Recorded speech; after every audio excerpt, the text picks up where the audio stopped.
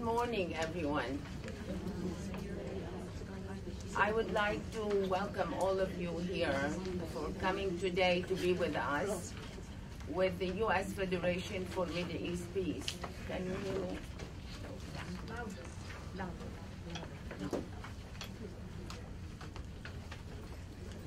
I cannot tell you how touched I am with the response that we got from everybody to come to attend our events. It's really, really amazing. We got about 500 people signing up for a small room, as you can see. And I do thank you from the bottom of my heart. The people who were not able to come, I also would like to send a message for them. But I thank all of you for taking your time and being here with us today. As you know, we have an amazing group of wonderful, distinguished speakers this morning. And, you know, they are so accomplished and so dedicated to making a difference on this earth, especially during CSW, that, again, it is, I'm just very grateful for having all of them here. I will mention them briefly first, because I can never tell you how many accomplishments that they have had over the years, especially our wonderful Ambassador Byati, who's an acclaimed author, he is a career diplomat, he has been all over the world, and he is a wonderful human being. And I will tell you a little bit about him. I cannot do him justice because there is a lot that I cannot cover, but you can imagine what a wonderful person he is.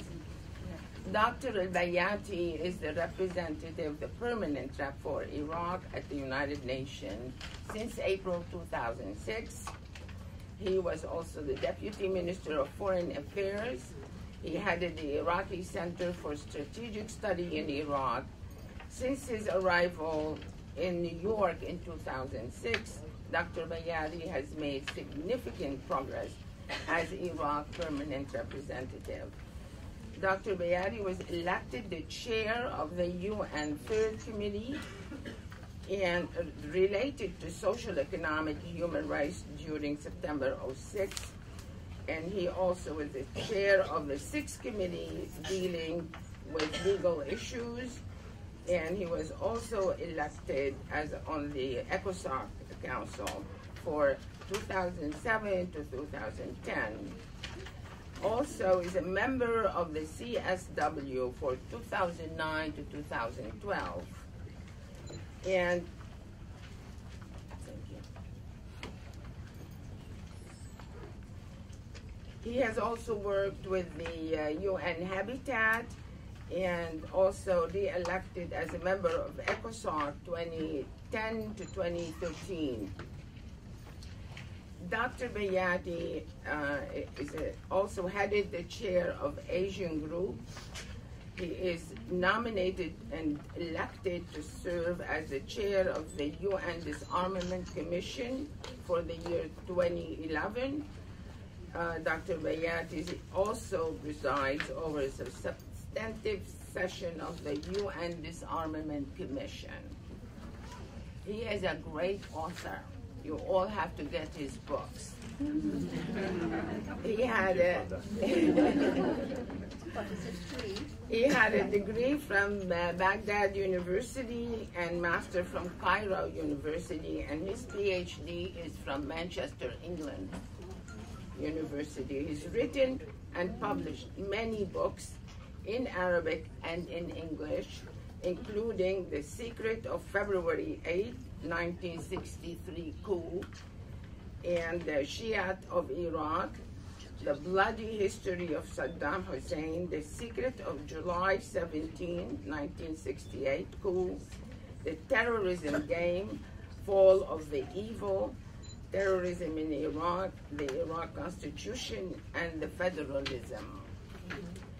So his most recent is From Dictatorship to Democracy, an insider account of the Iraqi opposition to Saddam.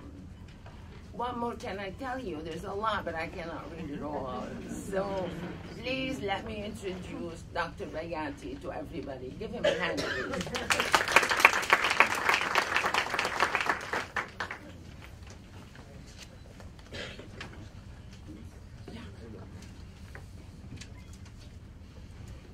Well, thank you very much, Salwa, for this introduction. I've been humbled by all those things.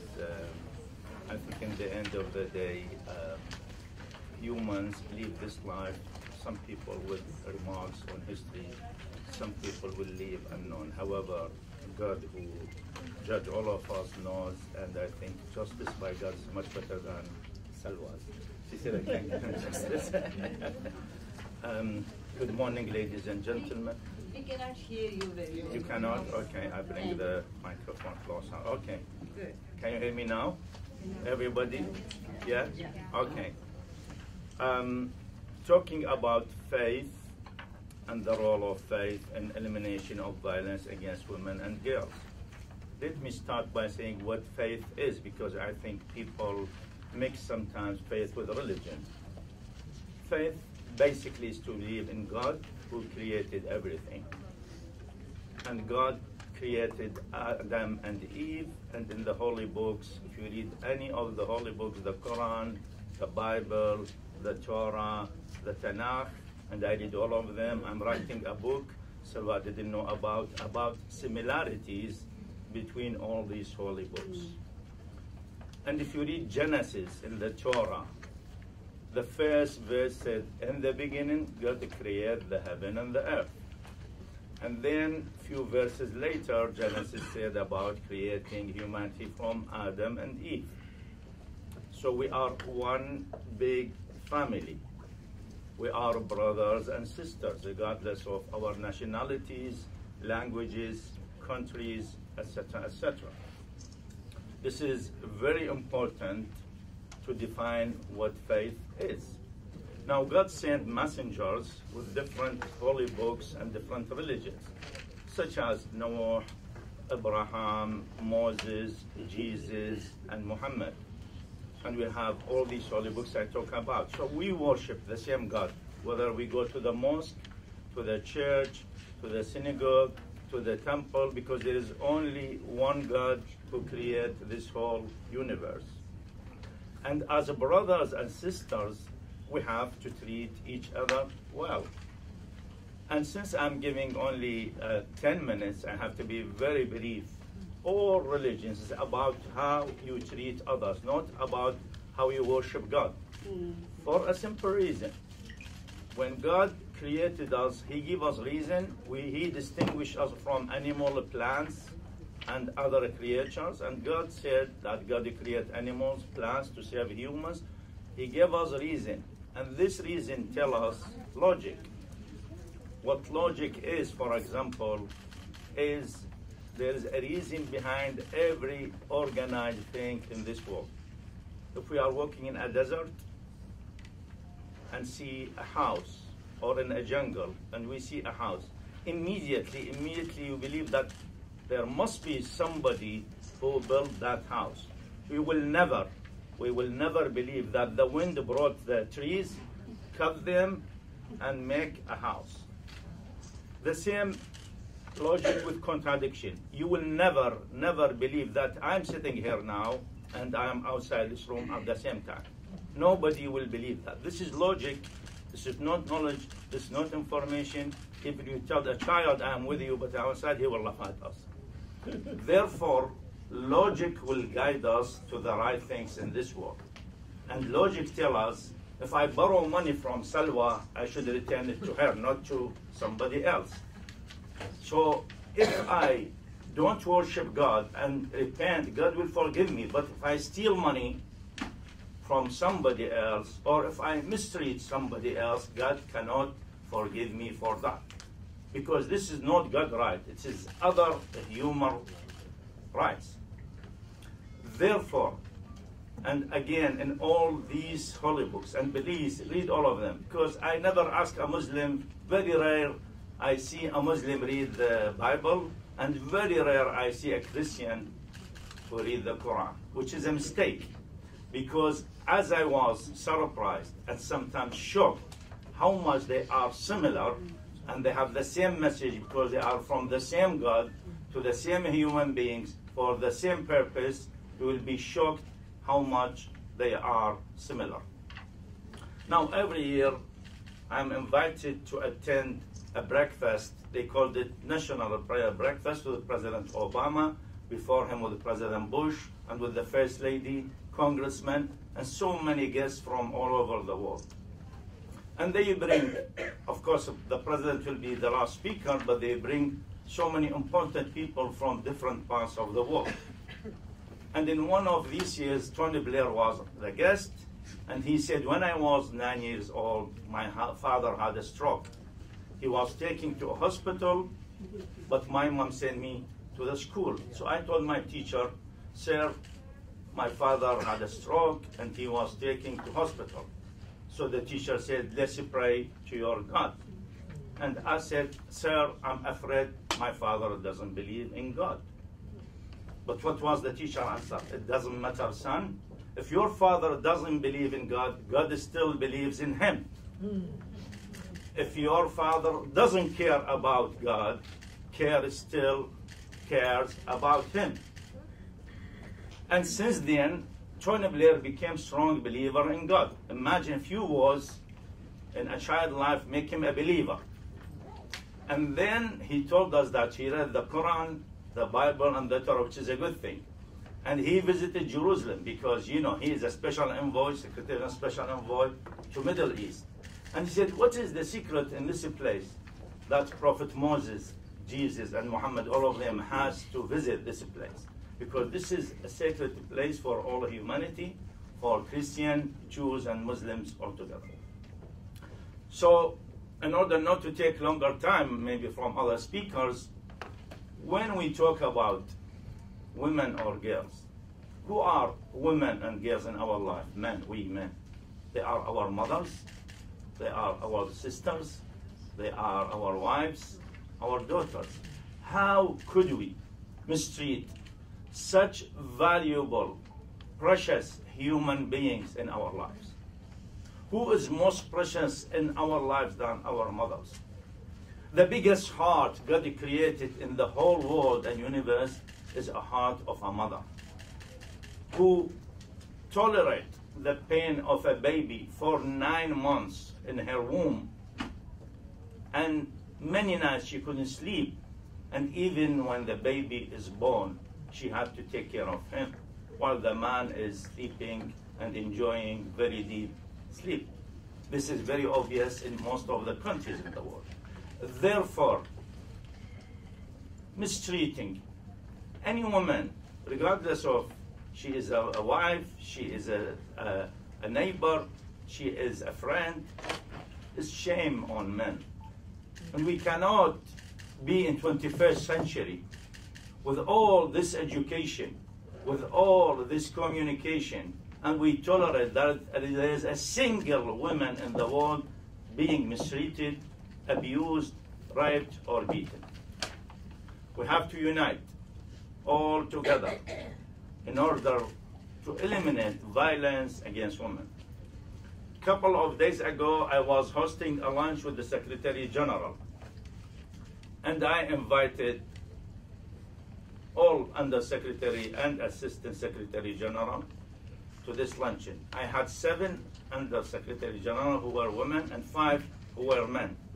So I commended the Secretary General for bringing those ladies. I said Secretary General is working hard because last September our minister was meeting the Russian Foreign Minister Lavrov. And Lavrov said, I did 50 bilateral meetings during 1 week in the General Assembly. Our minister asked how many I did. We count, it was 45.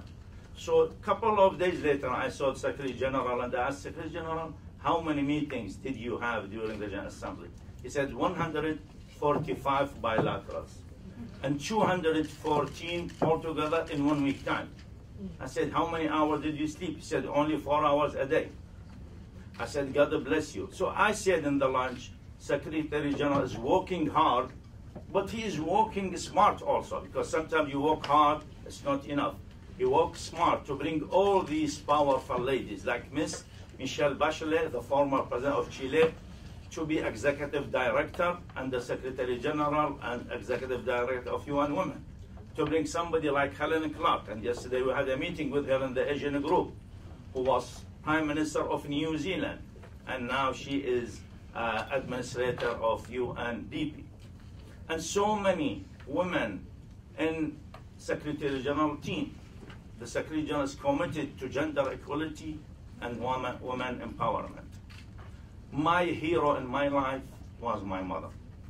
I loved my father, but she was the real hero and still the hero, and I will conclude her, because when I stood against Saddam's brutal dictatorship, she supported me. She was helping me. She was hiding secret papers with me. And she was risking her life to do that. I was in prison, tortured, and I had to flee the country because the regime tried to execute me. But when I lived abroad and I was active against a brutal regime, the regime executed many members of my family in many campaigns. The first campaign, I had a brother-in-law and 2 of his cousins executed and 7 in prison. And my mother and my sister, whose husband was executed, were forced to take the bodies. They didn't allow any man from the family because they were afraid it could be turned into demonstration. Even if 5 men shout against the regime, that's not allowed. And then another cousin and uncle, who is her sister, my mother's sister, husband, were executed. It's the same story. Even after the fall of Saddam regime in 2005, I have another brother who was kidnapped, tortured for 3 months, but was killed. However, when I came to the UN and I asked my siblings to leave the country because I was worried about security, my mother said, I will not leave. I said, how are you going to survive?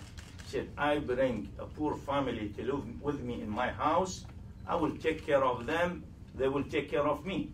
I said, but you will die in 1 day time. This is the problem. Why don't you want to leave Iraq?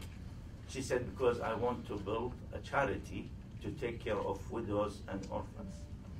Because I have widows in my family. I have orphans in my family.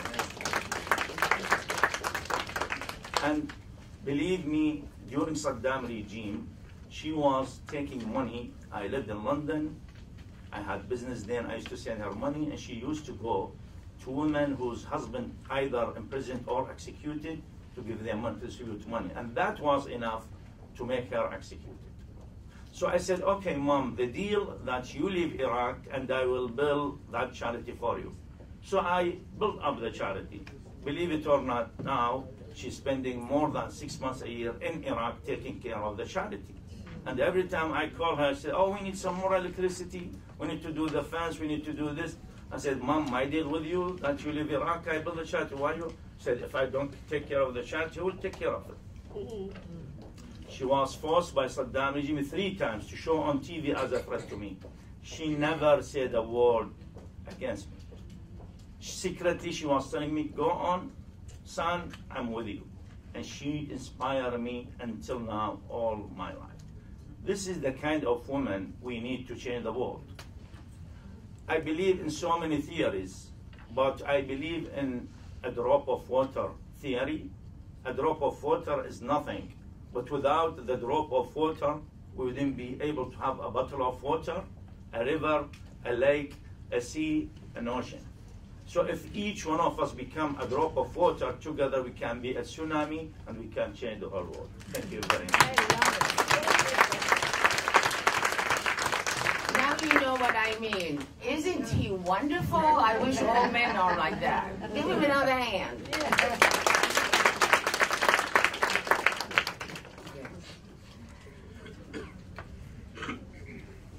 Now, I would like to read for you a message that I had received from a Congresswoman, Carolyn Maloney, to all the friends of the U.S. Federation for Middle East Peace. I am delighted to send my warmest wishes to the U.S. Federation and to the attendees of the 57th Commission on the Status of Women. Each year, member states of the United Nations convene to discuss policies to combat violence against women and girls. The U.S. Federation is a nonprofit that promotes international peace through seminars and outreach and increase awareness of the Middle East history, religion, culture, and throughout the United States and Europe. Through meaningful community outreach, their involvement in the political process are central to the USFMEP mission. These priorities demonstrated in the two events hosted during the CSW, the influence of faith and the laws against women to stop violence against women, which would be tomorrow presented by women judges who are sitting women judges of the United States. I commend the U.S. Federation President and founder Salwa Kader Sally for her many years of leadership promoting religious tolerance and female entrepreneurship around the world. So thank you, and this is just to share with you what she wanted me to say to all of you.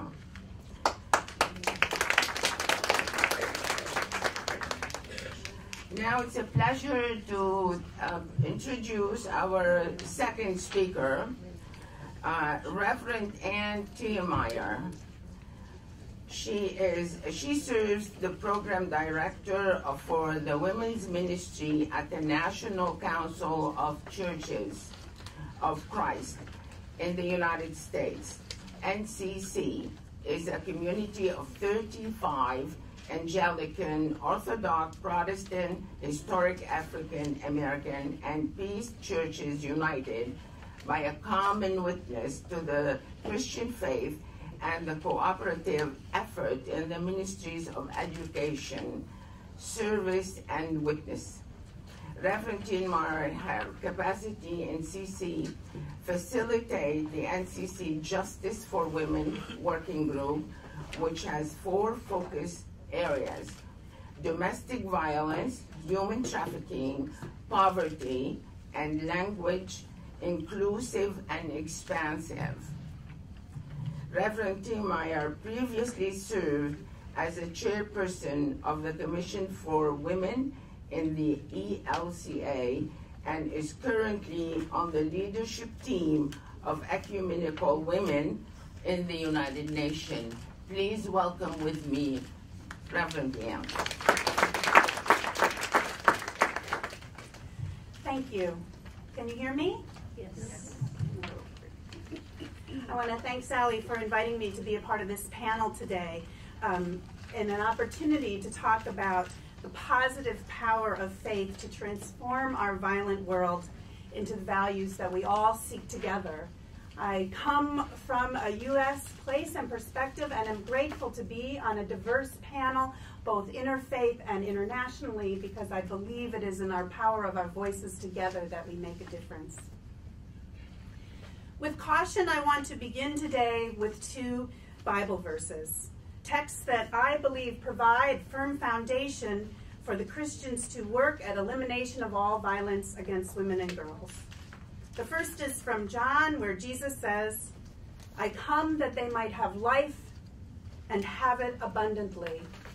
And secondly, from Matthew's, Jesus said, "You shall love the Lord your God with all your heart, with all your soul, with all your mind. This is the greatest and first commandment. And the second is, you should love your neighbor as yourself." I believe I need to begin with a bit of word of confession. For as much as it is from the depth of my faith that I am motivated to strive for justice, as much as it is the depth of my faith that I work to eliminate violence against women and girls, as much as from the depth of my faith I work for gender justice, I know that there are times in history and even today when the Christian faith has been complicit and at the least covered up or minimalized and at the worst caused violence against women and girls. Sacred texts and traditions have sometimes been misused to support the abuse of power and of violence. And it is at those times of misuse that the Christian faith has strayed from this command to love neighbor as ourself. And in the sight of God, desired life abundant, not coerced, not violated, not violence, but life, full life for all.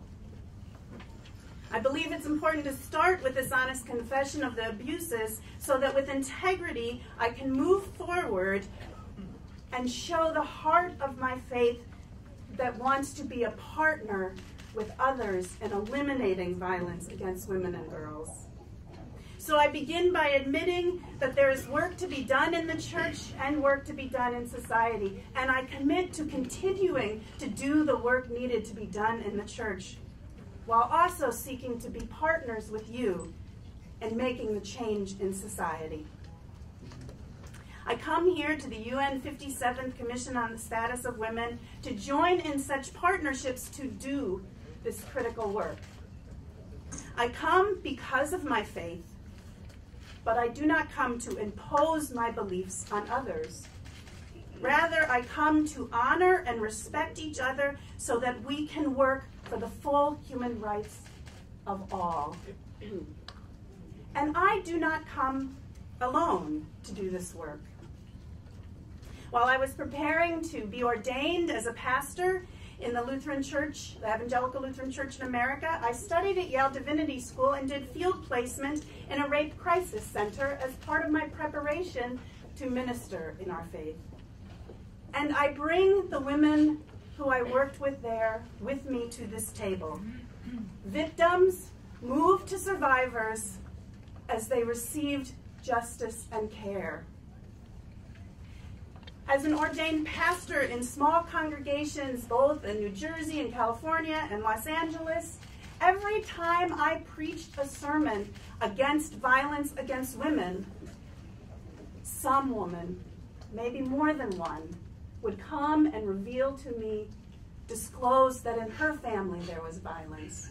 In her workplace she experienced discrimination and violence. And even some pastors who had been abusive to the women. I bring those women with me in this work today as they have moved with support of the church and society and families into paths of healing as we've worked for safety in uncovering where the violence is so that it can be addressed and not being a part of hiding it. I don't come here alone today. Today in my work as the Program Director for Women's Ministries at the National Council of Churches, which as Sally said, we have 35 member communions, which represent 45 million people across the United States. I work across these faith communities, these Christian faith communities, to address issues of human trafficking, poverty, domestic violence, intimate partner violence, global maternal health issues such as ending fistula, and U.S. maternal health issues such as how racial disparities impact women here in the U.S. I bring these women with me to this work as we work together for structural and systematic changes that will bring an end to violence against women and girls. Today, I also come as part of the leadership team from Ecumenical Women at the UN, and I bring with me the women and men of this network who are working here at the 57th Commission on the Status of Women. Ecumenical Women at the UN is an international coalition of Christian denominations and ecumenical organizations that hold status with ECOSAC or DPI here at the UN. And we work for the full participation of women through work at CSW.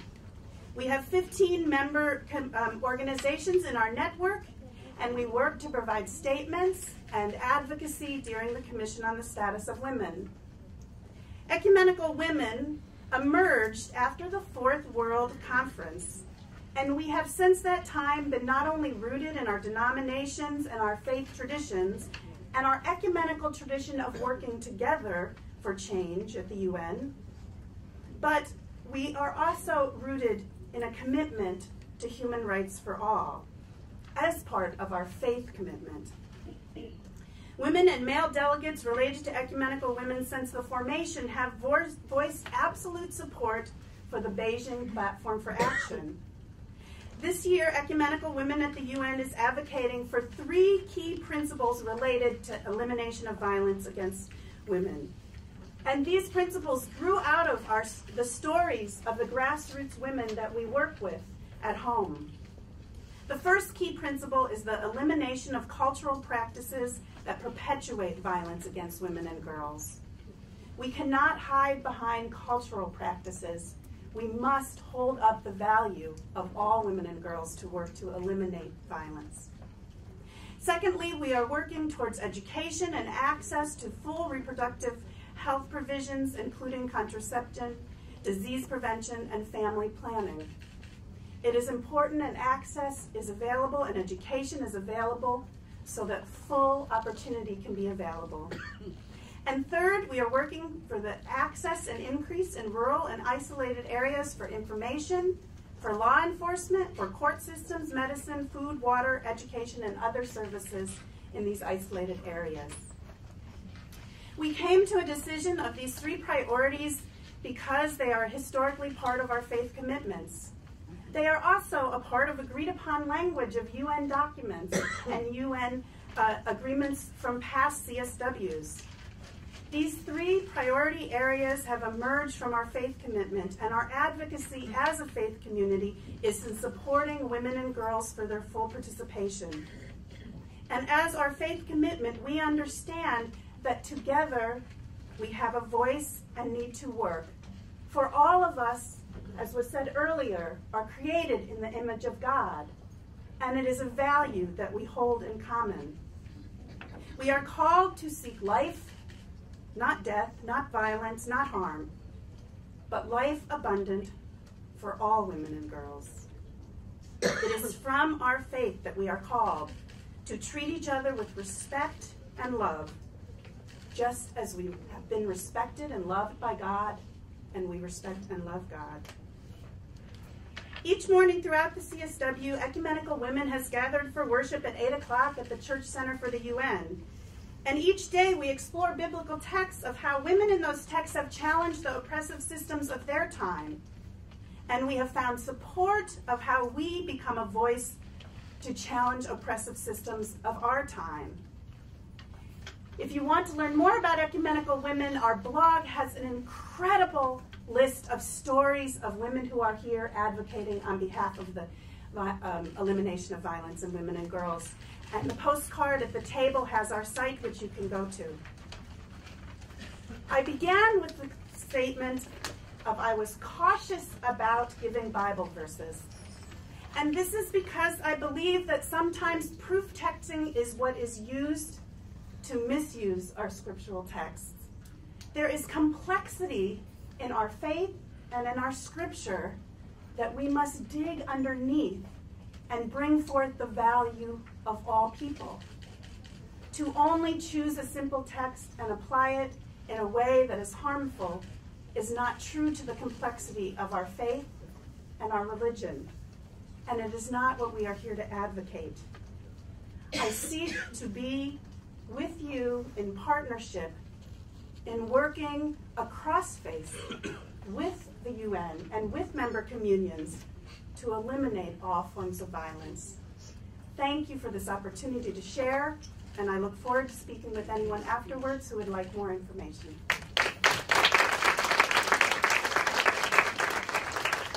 Thank you. So this is what religious women are doing. Isn't that refreshing to know? This is why we wanted to show that religion and faith has nothing to do to endorse any sort of violence against women.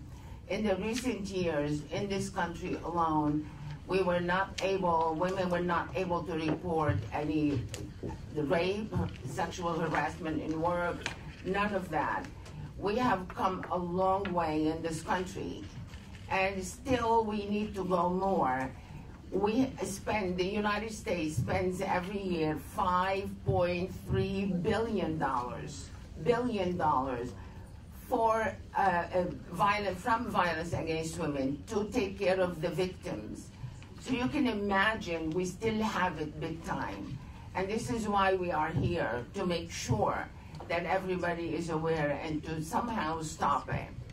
Now it gives me a great pleasure to introduce to you our Imam,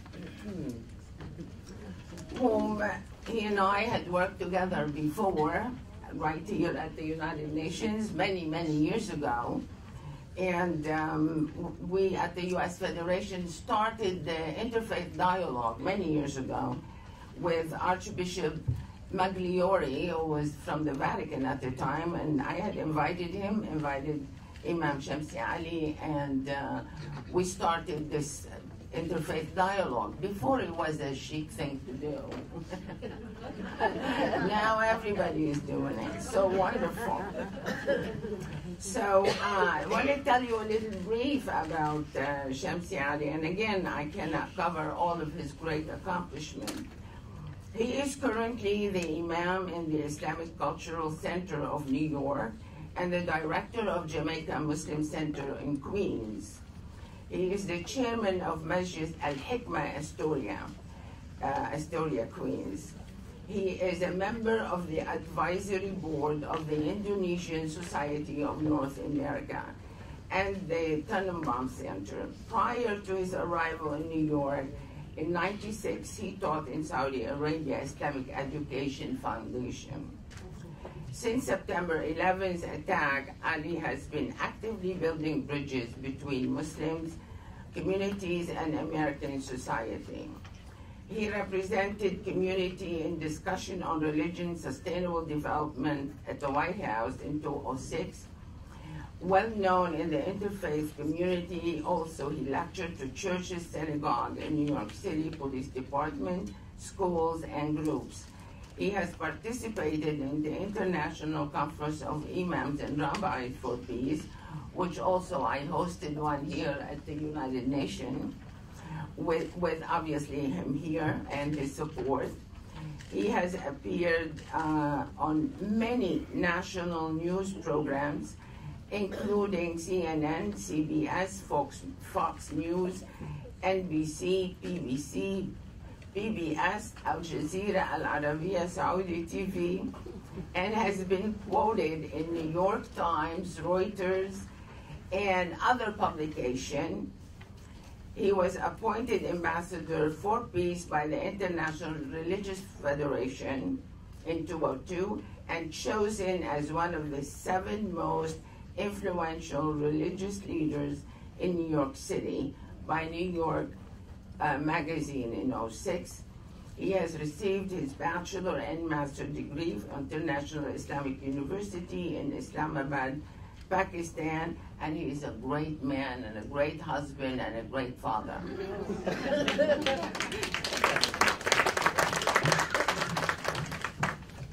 Thank you so much, Sally. It's gracious and kind words about me. And it's such an honor to be sitting in the midst of women, because for me this is an extraordinary task. I hope one day all of you will be standing in support of men. Excellency Ambassador, thank you so much for that wonderful presentations, and thank you, Reverend, for wonderful presentations. When I listened to the Ambassador, I thought this is already demonstrations, for the support of the women. Such powerful statements. The talk today is about the role of religion in eliminating the violence against women and girls.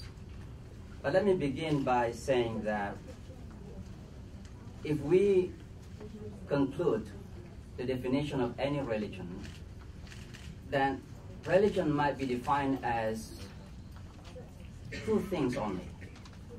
Number 1 is the unity of God, and number 2 is social justice.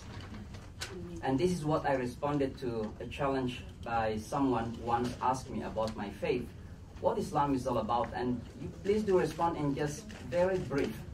And I said just 2, the unity of God and social justice. And all prophets, if you just study the history of all prophets, from Abraham, Moses, down to Jesus and Muhammad, you will find that all of them taught these two things, teaching us about God and teaching us about the importance of establishing social justice in our life.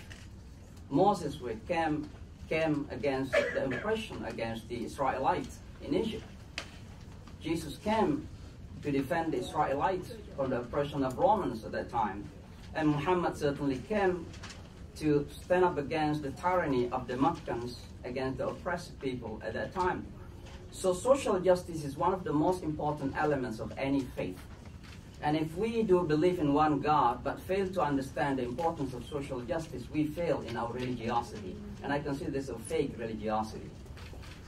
But when we talk about social justice, one of the most important elements of our society that oftentimes, unfortunately, undermined, or at least I would like to mention three. Number one is minority. In any groups, always being undermined. Secondly, the poor people, economically and others. But the third one is women. These are three elements of the society that are mostly underprivileged in any of our communities. Now, in particular, I would like to talk about how Islam views the equal gender, or equality in terms of gender. It's not a new issue. Number one, Islam presented that historically human beings are same.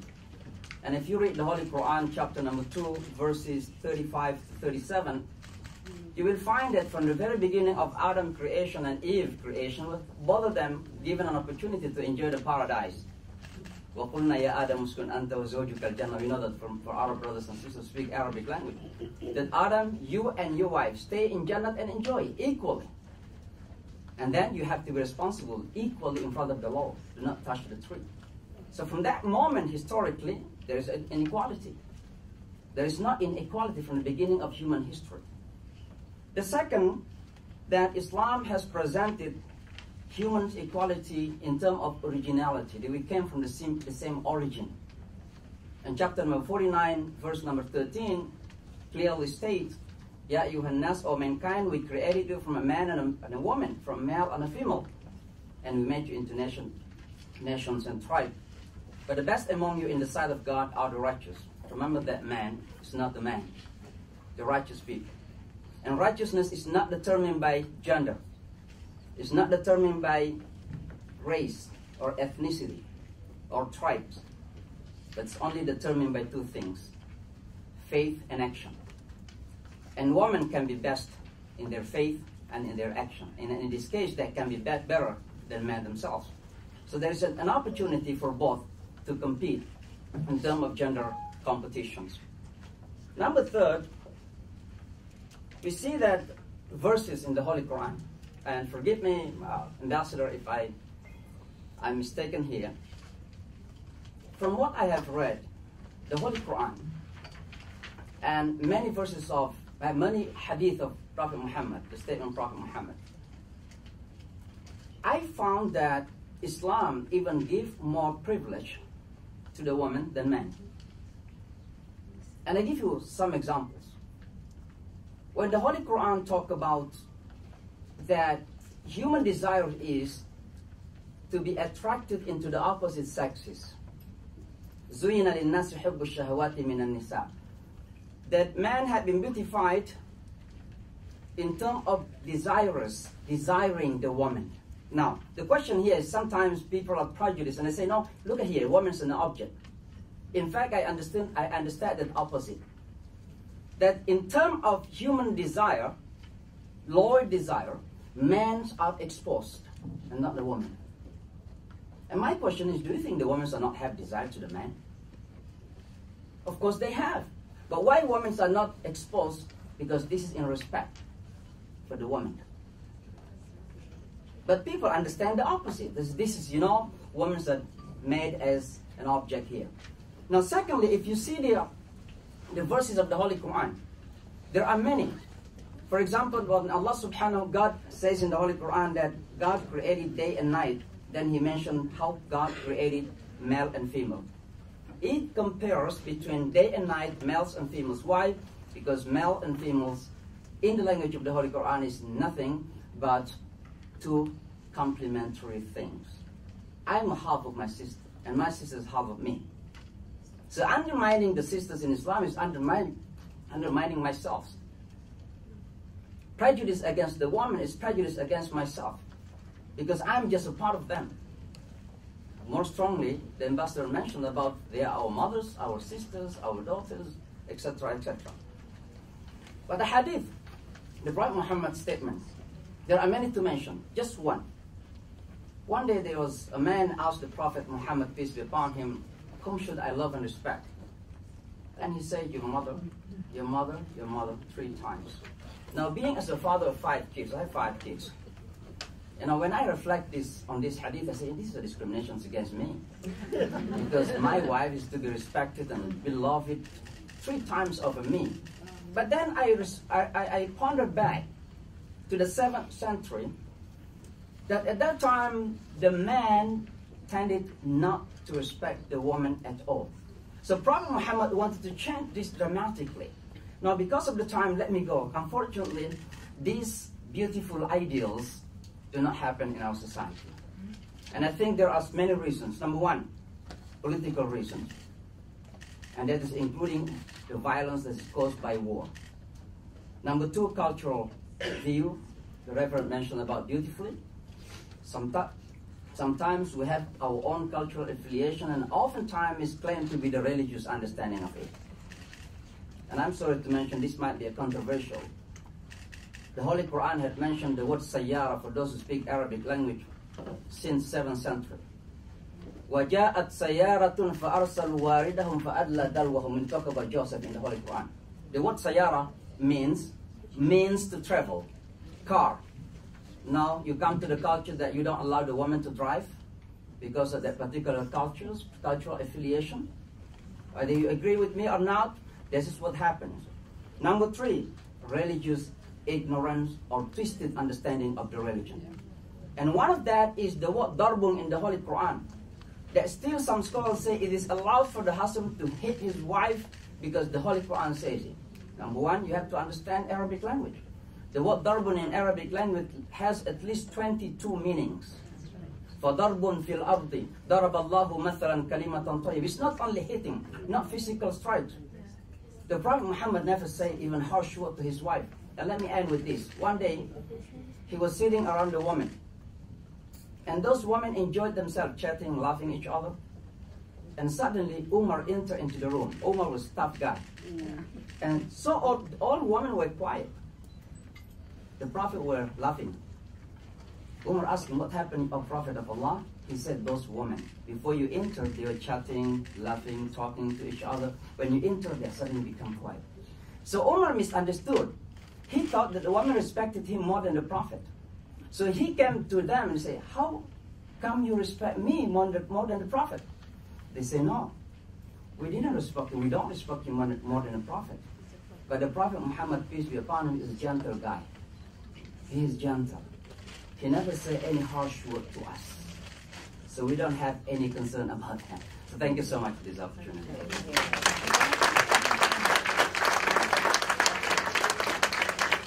This is the trouble, as you can see from his eloquent speaking to us about misinterpretation of the Holy Scripture, being it Quran or any other religion. So thank you for that explanation. Now, with great pleasure, I would introduce our speaker. Her name is Dr. Semiha Topal. She holds a PhD in religious studies from Arizona State University. Her research was about the struggle of highly educated, pious women to claim their subjectivity in the secular public sphere in Turkey. Dr. Topal got her master's degree in gender study and religion at SOAS University of London, where she studied about a comparative analysis of Islamic mysticism and French feminism. Her publications include Everybody Wants Secularism, but Which One? I like that. Contested Definitions of Secularism in Turkey, September 12. 2012, and the pursuit of the piety in the public sphere, a Weberian analysis of the Goin Hizmat movement. Please welcome with me Dr. Semiha Topal. Thank you very much for this introduction. So after 3 wonderful speeches, I think you're ready to hear a dry academic speech now. First of all, it's a great honor and privilege for me to be speaking at this venue under the roof of United Nations, and I would like to extend my special thanks to Salwa and the U.S. Federation for Middle East. Please for that. The title of my speech is How Can Religion Be an Ally in Reducing Violence Against Women and Girls, the Muslim Case? I have specifically chosen the word ally instead of talking about the role of religion to reduce domestic violence or any violence. In line with the priority theme of this 57th Commission meeting of UN Women, I wanted to draw attention to the missing point in the overall discussions about the ways of fighting against violence against women and girls. When we look at the list of questions that are addressed in the talks given under this roof, we see that religion is hardly an ally, since it is actually the enemy to fight against, like female genital mutilation, early marriages, forced and arranged marriages, women who are locked up in houses with burqa and veils, etc., etc. All of these questions are more or less related to religious norms, behaviors, and values in respective societies. We all know that violence is a common problem of humanity, and women are mostly the victims of violence committed in workplaces, streets, schools, custodies, and wars, but they are more subjected to violence mostly in their home, where they should feel safest and get the most respect. This rate is considerably high in Turkey, my home country. According to a research on domestic violence against women in Turkey done by the General Directorate on the Status of Women, the percentage of women who are subjected to physical or sexual violence by their husbands or partners is 39%. Nearly half of the victims reported that they were subjected to severe violence, such as beating, kicking, strangling, and the use of knife or gun by their offenders. The results of the research indicated that 1 woman out of every 10 is subjected to violence during their pregnancy period. However, as most statistics show, violence against women does not have an ethnic origin or religion. Violence against women in general, and domestic violence in particular, are not the problem of Turkey or any Muslim majority country. But it is also a fact that domestic violence occurs within religious families, and there are so-called religious people who commit violence against women and girls for several reasons. Just to give an example from my own family, I remember that 20 years ago, my cousin used to beat his sister because she refused to cover her hair when she went out. What is more striking is how this was normalized at that time within the traditional religious understanding surrounding me in my society. We used to think that the elder brother had the right to beat his sister in order to discipline her for her own good. And we used to think that this was what religion taught us. But now, even the idea of beating is rejected outright within that family, let alone the practice of it. My cousin cannot even imagine himself hitting his daughter if she refuses to cover her hair. In fact, he cannot even tell her how to dress in any certain way, even though he is an official imam now. He still holds up the same religion, Islam, but he acts in a totally different way than he used to act 20 years ago. So, was it Islam that made him commit violence against his sister 20 years ago? Yes and no.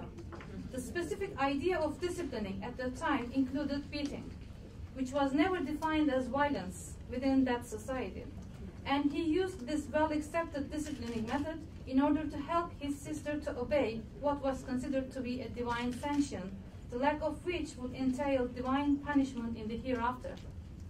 His faith in God and hereafter created an anxiety in him about the situation of his sister, and he sought violence as a helpful mechanism within that specific framework.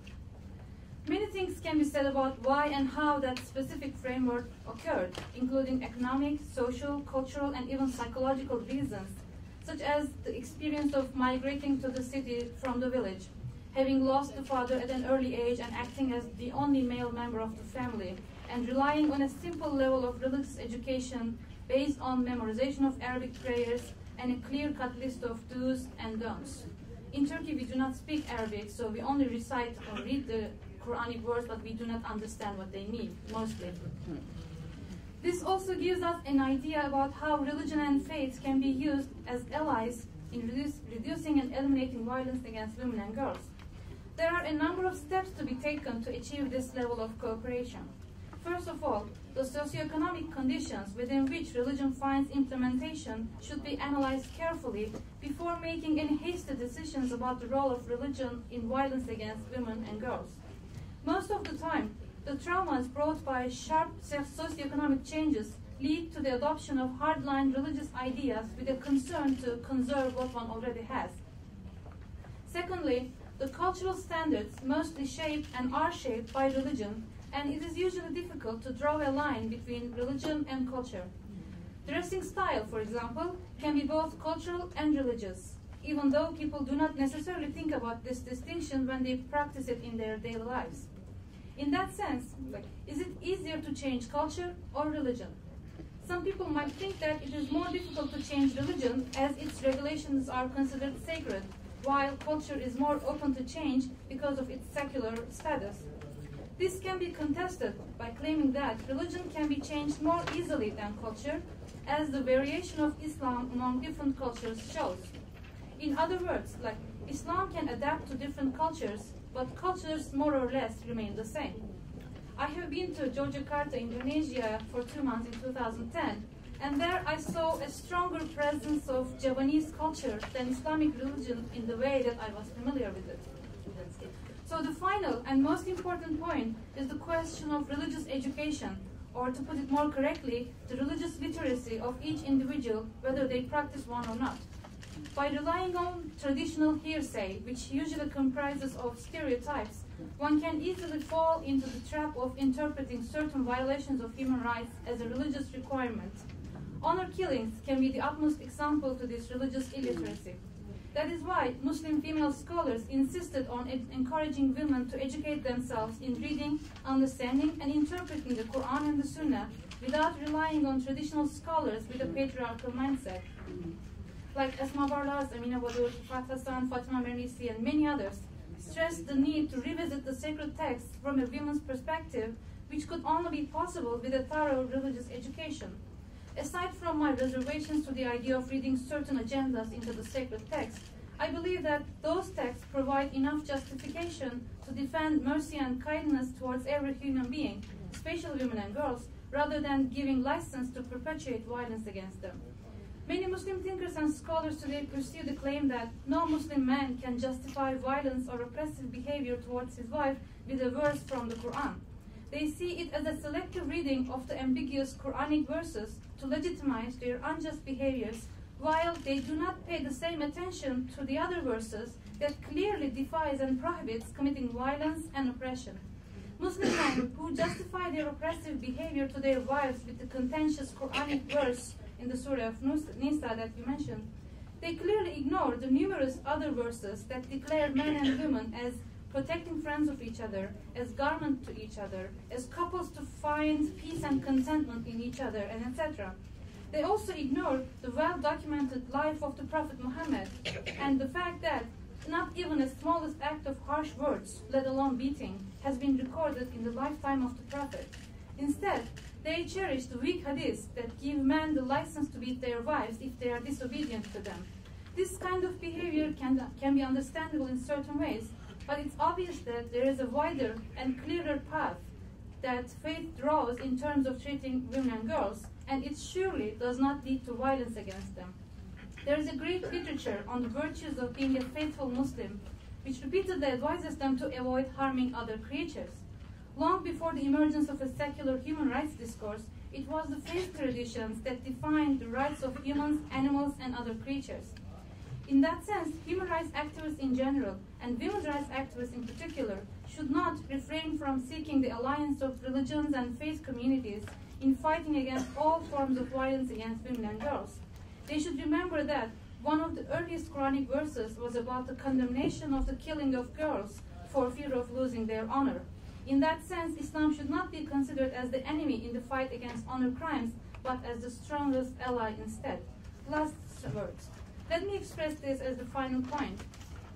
I do not claim that there can be ever an Islamic solution to domestic violence or any contemporary problem we are facing today. There can be an Islamic answer, but at the end of the day, since the problem itself is not Islamic in its essence, there cannot be an Islamic solution either. Or, to put it more differently, what someone calls as an Islamic solution does not refer to a divinely planned and ordained solution, but more to a formulation of a human-made solution inspired by a specific understanding of a divine sanction. In that sense, we must remember that just as religion can be a tool for violence as a result of certain understandings and implementations in a specific context, it can also, and more easily, be a tool for combating violence. In that sense, at least in the specific case of Islam, one can find more justifications for combating violence than perpetrating it. Therefore, it is a significant loss for women's rights activists and those who want to end violence against women not to apply religion and faith as an ally in this fight. Thank you for listening.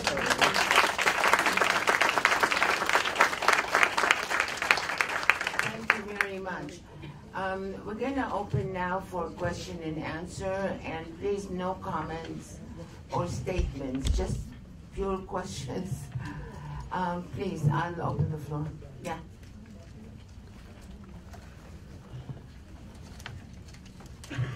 Thank you very much for allowing me to speak. My name is Khadija Bardaywood. I'm a founder member of an organisation that empowers Muslim women in the UK called Iman. I thought the panel spoke very well and very eloquently, underpinning how important religion is, in my opinion. I would like to pose a question to the panel is, do you think that in all faiths, the scripture being interpreted by patriarchism has created the problem we are facing today as women for violence?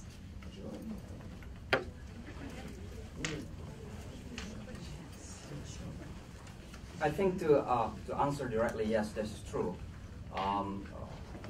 Reading, for example, the tafsir, the interpretations of the Holy Quran, were mostly written by men in the past centuries. But ideally, as the sister mentioned, that we are encouraging, and I'm as a Muslim man supporting the women to be more learned, so they can be more involved in terms of interpreting the religion. In the time of the Prophet Muhammad, peace be upon him, nowadays one of the issues also that there is an interpretation that women are limited in their role in the public life. Means they cannot be president, they cannot be prime minister, for example, or they cannot go out to do public role in the public. And that is, in my opinion, is something twisting in terms of the teaching of the Prophet. Because in the time of the Prophet, Khadija himself was a big businesswoman, and then Aisha was the third in the list of those who are narrating the hadith, narrators of the hadith. She's number 3. Okay, so she was professor to many senior Sahaba in her time, Aisha, peace be upon her. And so that's my answer. Go ahead. Thank you very much. I'm Litu Haddam from Sudan. I really enjoyed the talk, and I think we are all in the same path, that the faith has nothing to do with violence against women. It's the faithful, it's the practitioners, that is what is on the ground. Nevertheless, there is a gap. There is a gap between the faith, what we understand, and there is the practice on the ground. So what to do? We need a practical solutions. We need A, B, C, D steps on how to go from here. Because we talked a lot about this interface, dialogues, how to combat the violence against women, but nevertheless, there is still practices on the ground which is shameful on our face, even for me as a Muslim lady. Thank you. Okay. Well, thank you for the questions, very important. I believe since our meetings about faith, we talk only about faith, but there are so many other things to stop violence against women, like the laws, which is, of course, sometimes punish whoever commit violence, like social workers who help women, so many things. But since the theme and the topic was faith, but I believe when Salwa said the United States spent 5 billion, 5.3 billion, I think we spend trillions of dollars if there is no motive inside a human being. You cannot put a policeman beside every man in the world. You need an internal motive to stop a human being, not only from committing violence against women, but from doing anything, any wrongdoing, you know? This is why we believe faith, that basically we didn't have time to explain everything, but all holy books say if a person is good, he will be rewarded in the life after, which is the real life, because it's eternal. This life is 100 years, compared with eternal is nothing. And you are judged by two things, as Imam Shamsi said, faith and practice. Faith is to believe in God, is to observe Him, pray to Him, etc., etc. But action is how you treat people, how you treat your neighbor. And if you read the holy books, you will see that you should treat everybody around you like your neighbor. One hadith said that the companions of Prophet, they said Prophet Muhammad was telling us to be so good to our neighbors, we thought he would consider a neighbor as a member of a family who could inherit you. And the same with your friends, so many things in faith which stop you from doing any wrong. But I live in Europe, I lived in London for 11 years, I've been here for 7 years, and sometimes neighbor in the elevator, they don't say hello to you. How much it costs you to say hello or good morning? And I'm sometimes shocked. Like I go into elevator, say good morning, when they leave, they don't say goodbye. So mean.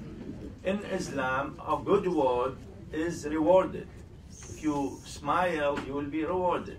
Maybe it's in all religions. So if you treat people well, you will be rewarded.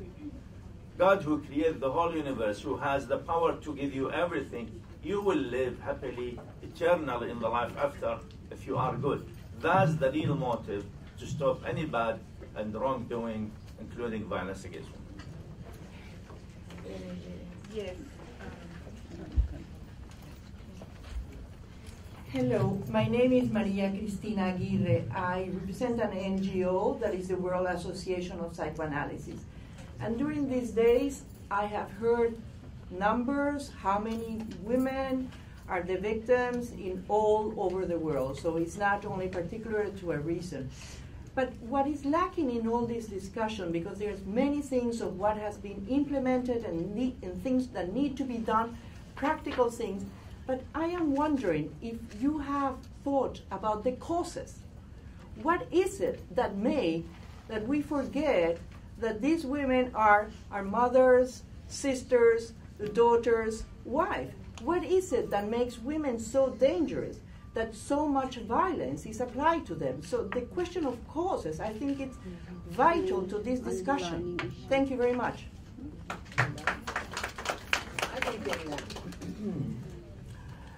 Well, as you mentioned, we have been talking about violence against women. The theme this year is violence against women.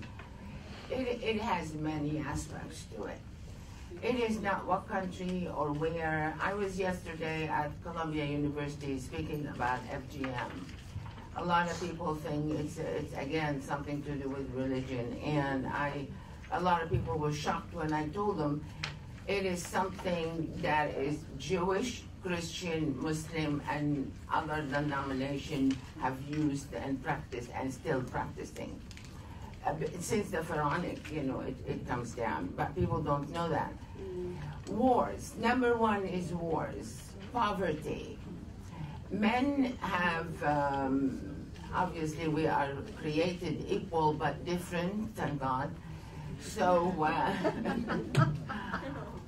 they have their DNA, they want to be the provider, they want to be all of that. When the man is out of job, when there is problems, in his own life, and this is a given, and I'm sure you know that, first person you react against is the one in your immediate family.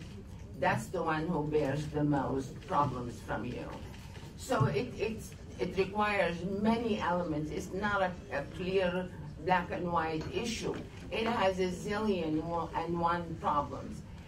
But it's awareness. If we teach people how to behave, get men included, get children included, change the mentality on how to treat each other as human beings, I think we will accomplish a lot. But do I have all the answers? Obviously not. That's why we are meeting here. This year we have 6,000. Never ever we've had this number in this year during CSW. So there's a lot to be said here, but it's all of our duty to educate. We have to, each and every one of us, don't wait for the answer from someone else. This is my two bits. Anybody like to? Here. Please. I think a couple of the pieces that were set around the table intersect. In relationship to the patriarchy being what we often read our faith through, and the need to challenge that and to dig deeply into the text. So an important practical step is that we need to bring stories out that expose what's hidden and create the safety and the accountability that means coming forward with the stories will not cause more harm. And it's not until there's the full exposure and the power to keep the stories silenced is what keeps us from moving into more specific actions to change this. And so even though there's individual motivation, we need some societal structures and laws that help us move to a safety place that the stories can fully come forward.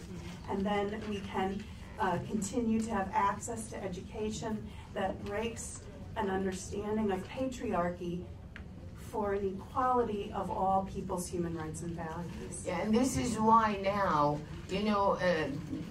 President Obama just reinstated that just a few days ago about the violence against women, and I'm sure you all read the newspapers. And this is what I mentioned before. Before in this country, the biggest superpower, we have more problems than you can ever imagine. But now it's safer to go and complain. You have shelters for women. You have people that will listen to you. Before, the police would say, you asked for it, or it's your own problem. We're having more and more awareness, and we are trying to combat it, and we are succeeding. We really are, but it's still more. Yes, go ahead. I have a very, very brief comment. Salwa Kader, you are a visionary and a bridge builder, and you are doing something about it through many years of dedication. She deserves a standing ovation. Please rise for Salwa Kader. Everybody.